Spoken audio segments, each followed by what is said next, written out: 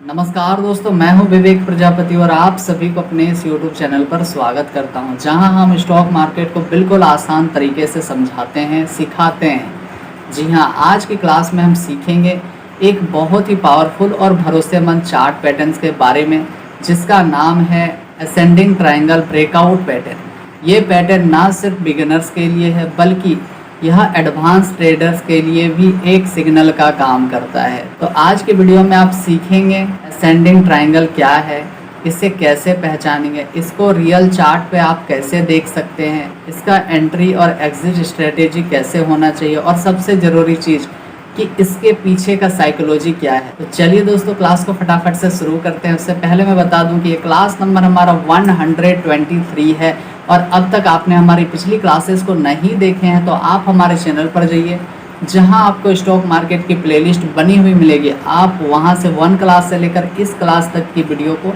बिल्कुल आसान तरीके से देख सकते हैं, सीख सकते हैं। तो चैनल पर नया है तो अभी सब्सक्राइब करें, शेयर कर दें इस वीडियो को अपने सारे दोस्तों के साथ, ताकि वो भी सीक्रेट को सीख कर ट्रेडिंग करेंगे और प्रॉफिट बना सकेंगे। तो चलिए दोस्तों, फटाफट से क्लास को शुरू करते हैं।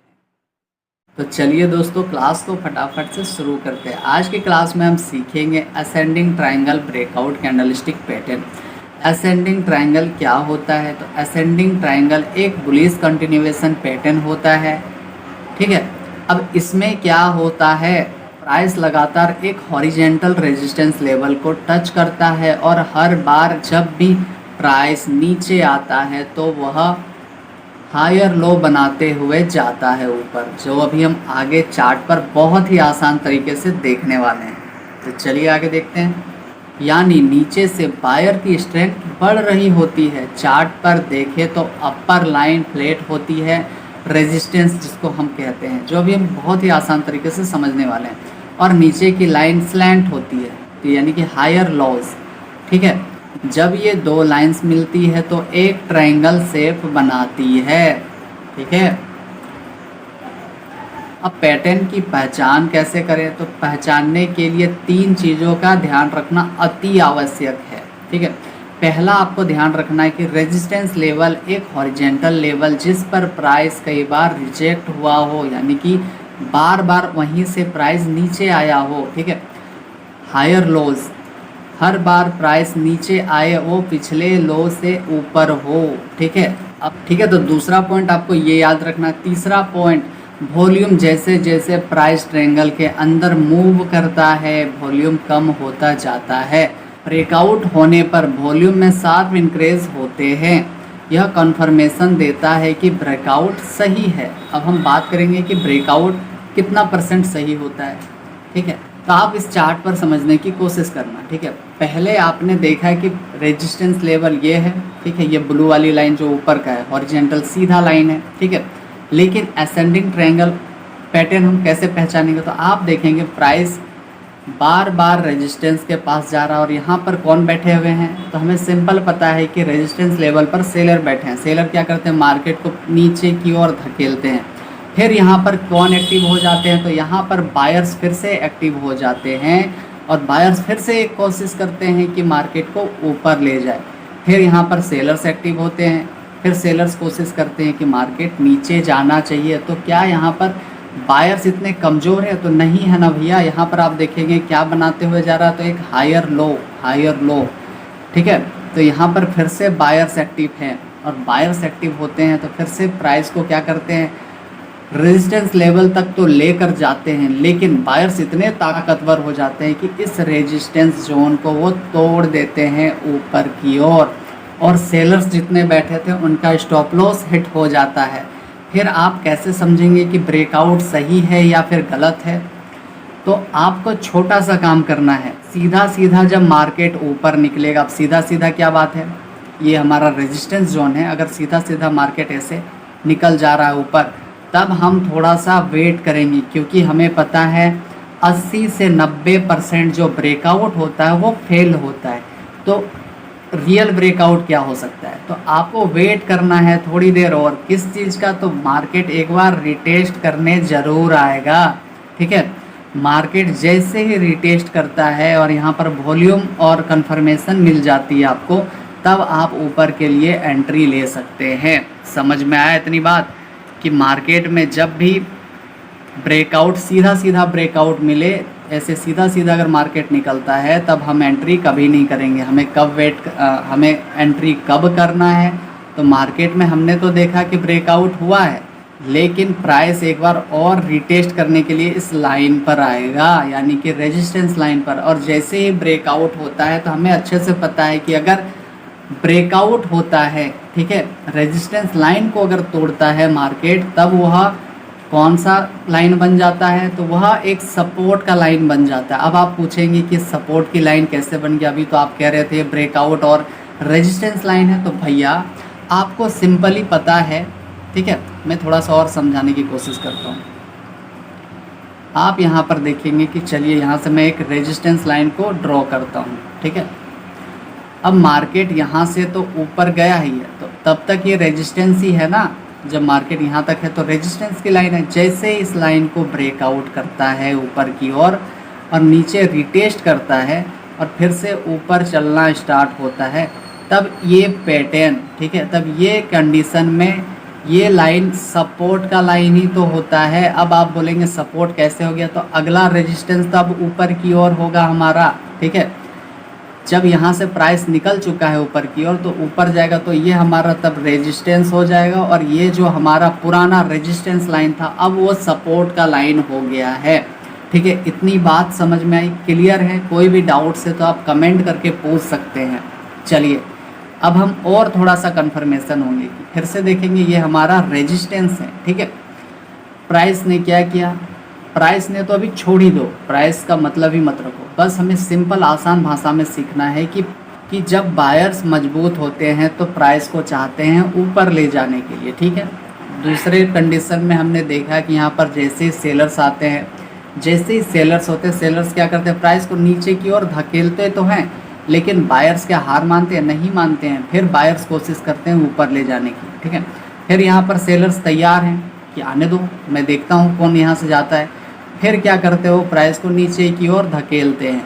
फिर बायर्स पूरी तैयारी के साथ, पूरी मजबूती के साथ ऊपर जाते हैं और इस रेजिस्टेंस जोन को तोड़ देता है और प्राइस ऊपर चलने लगता है। तो क्या हमें प्राइस निकलते के साथ ही एंट्री लेना है? तो कभी नहीं लेना है, क्योंकि हमें अच्छे से पता है कि 80 से 90% जो ब्रेकआउट होता है वो फेल हो जाता है। तो हमें वेट करना चाहिए कि प्राइस एक बार रिटेस्ट करने के लिए इस लाइन पर आएगा, यानी कि तब सपोर्ट की लाइन हो जाएगा। तो सपोर्ट की लाइन को बनाने की भाषा में समझना, ठीक है। मैं सपोर्ट और रेजिस्टेंस को बिल्कुल क्लियर करने वाला हूँ।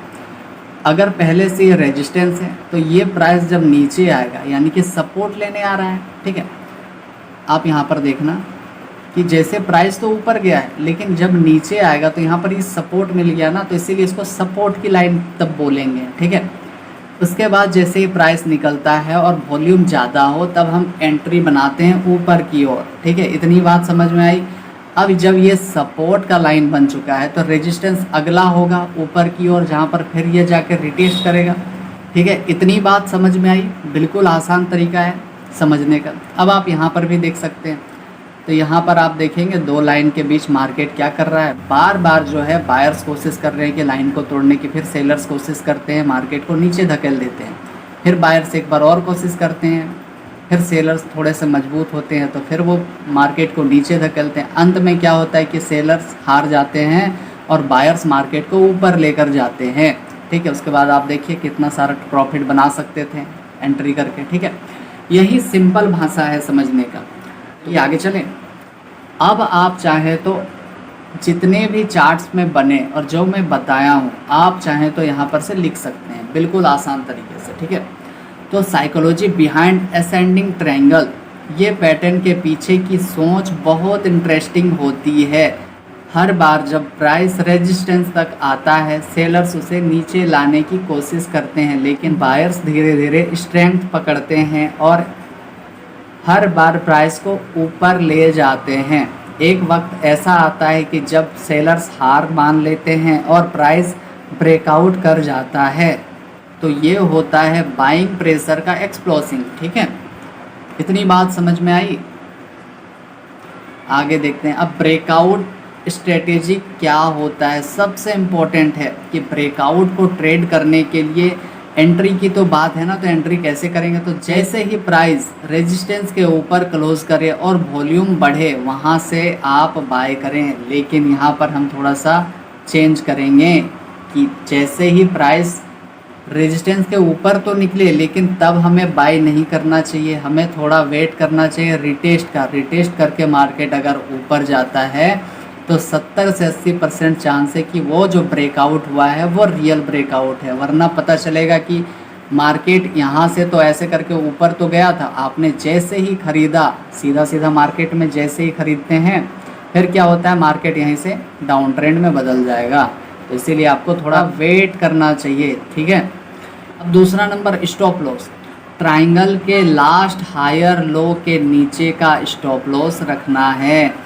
अगर टारगेट की इसमें बात करें तो सिंपल भाषा में मैं आपको बताने जा रहा हूँ, ठीक है, कि क्या करना है। एक सीक्रेट है, ट्राइंगल की हाइट को आप नापें और टॉप से बॉटम तक, जहाँ से मार्केट खुला हुआ है, जहाँ से मार्केट ऊपर गया है, ठीक है, यानी कि सपोर्ट लेवल से ऊपर गया था तो रेजिस्टेंस लेवल को तोड़ा है तो वहाँ तक आप नाप लें। उसके बाद क्या करना है, उतना ही डिस्टेंस ब्रेकआउट पॉइंट से जोड़ें। मतलब जहाँ से अगर मान लीजिए मार्केट यहाँ से इतना गया था तो इतने आगे की ओर आपको जोड़ना है और यहाँ तक का आप टारगेट रख सकते हैं रेजिस्टेंस जोन तक, न्यू रेजिस्टेंस जोन तक, ठीक है।